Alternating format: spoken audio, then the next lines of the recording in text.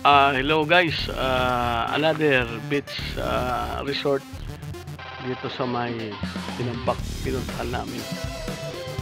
Tingnan nga natin kung ano. Ito na guys. Hello Caglilo. again, Caglilo Beach Resort. Beach Resort dito sa may Tinambak. So dito kami sa may entrance. Maganda ang entrance na. Nawawala na si yung kadet ko. Agon. Ay, kaya pala nauna na dito sa lobby ng gate nila. So nag-inquire siya kung magkano. Magkano?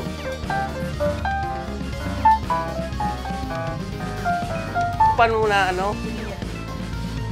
isapan mo lang na mag-view lang tayo kasi yung grupo natin ay baka pwedeng mag-overnight sa susunod na araw. Okay. Pinayagan naman kami. Yes! Pumasok dito sa kanilang beach.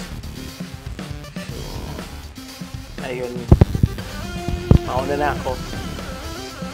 Mauna ako sa ibaba. Dito sa may nila, pathway. Ganda ng pathway nila. Maraming tanim mga bulaklak. Garden nila. Inisa na ako ng tanim kaya lang. Mahirap mag-tanim eh. So ayan sila nagpapunta na sumunod na. Parang ikakasal sa garden wedding. Wow! So pagbaba mo, mayroon din silang restaurant dito. So walang problema sa mga kainan. Ang problema lang, pera.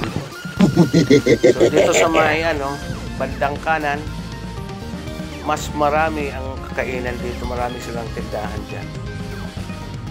Ayan. So malawak.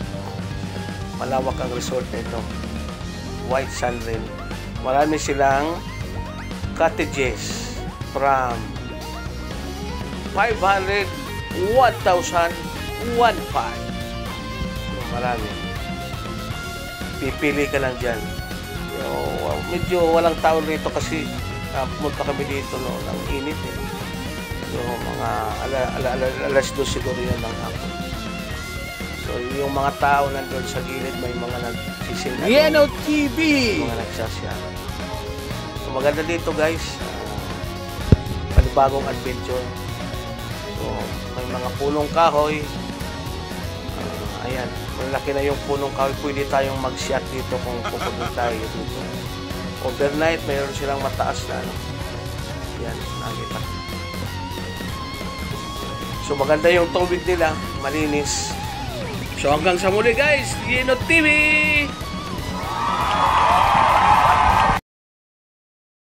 Yeno TV!